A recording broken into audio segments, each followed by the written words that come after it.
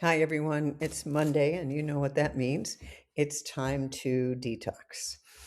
And what I want to talk to you about today is detoxing certainty. Wow. Isn't this a hard one? It's a hard one for me. You know, what's going to happen? You want your astrological chart read, or you want to somehow have please give me a sign, God. I mean, if you're not into oracles, um, and we want to know for certain what's going to happen. Here's the deal: we can't even be certain what the weather's going to be like. Let me give you an example. So I was in Sarasota, Florida, um, 3 weeks ago, and it was 40 degrees. Then I drove from Maine to Tennessee. Of course, we still had 2 feet of snow on the ground in Maine. Drove through driving rain in Pennsylvania, got to West Virginia, and it was 75 degrees. And I thought, uh-oh, I have brought all the wrong clothes. I've just brought warm clothes.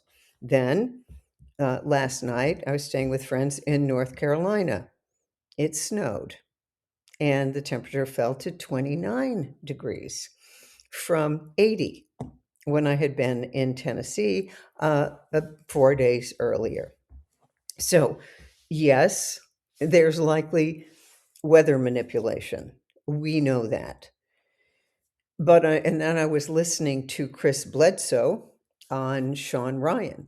And Chris Bledsoe, I think, wrote a book called UFOs of God, and he is a major Christian, has been more in tune with Jesus than ever before in his life. And he's had the lady come to him saying that on Easter, a lot of this darkness, this negativity will be released. Then we have those who were brought up with the Schofield Bible who believe that we will all be taken up um, into the rapture. So, whatever it is, right, we want to be certain. I had a friend who was constantly putting on her Facebook page, well, there's no point in planning for the future because the rapture is going to happen. And it hasn't happened yet. So, what can we count on?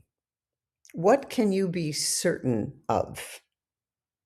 You can be certain of right now, your eyes are seeing me, your ears are hearing me, and the sun will come up tomorrow. I remember Anthony William, the medical medium, said that one of the most healing things to do, and I loved this, was, and I want you to remember this ritual because you've seen it.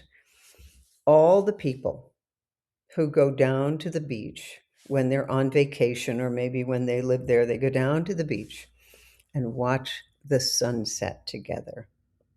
Have you done this when you've been on vacation, watching the sunset? And he said there's something about the collective looking at the sunset, watching it go down below the horizon, that gives you enormous hope in the future because you know that that sun is going to rise in the morning. And so that we can be sure of. We can be sure of the changing of the seasons, even though they're definitely a little rocky at the moment because it seems to be as cold everywhere I go as it is in Maine. Um, then we can also be sure that our heart will continue to beat, almost sure, during the night, and that our blood pH will stay normal. And more than that, I'm not sure what we can be sure of, but what we can do. So I want you to give up certainty. And so your new mantra might be when someone asks you, "What do you think this is going to happen?" And here's the right response. Right? This is what I've come to. Maybe, maybe, because back in 2020, and some of you might be with me on this because I've met some of you on my recent trip to North Carolina. Back in 2020, I figured this whole thing would be over. by Easter of 2020. I did. I did. Who knew that we were going to be in the crucible this long? I remember Carolyn Mace talking about that human beings were becoming a new species, that we were a carbon-based species, and we were going to be moving to an energy-based species, Homo luminous. Isn't that wonderful? Homo luminous. So in order to move from Homo sapiens to Homo luminous, we've had to be under like